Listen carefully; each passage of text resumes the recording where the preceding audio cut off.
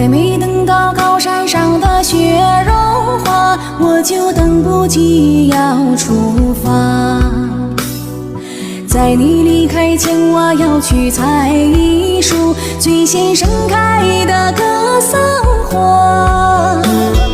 不能陪你去到海角天涯，就让花儿替着我陪你吧。如果太阳下山我还没回来，你走吧，不用再等我啦。其实我知道这已是缘分尽了，遗憾心里还藏着几句话。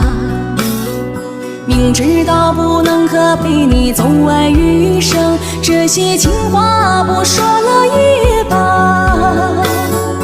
不怪老天要收回我的芳华，就当今生和你相遇的代价。再回头看看你走过的草原，你那里也下雪了吧？山上的雪也下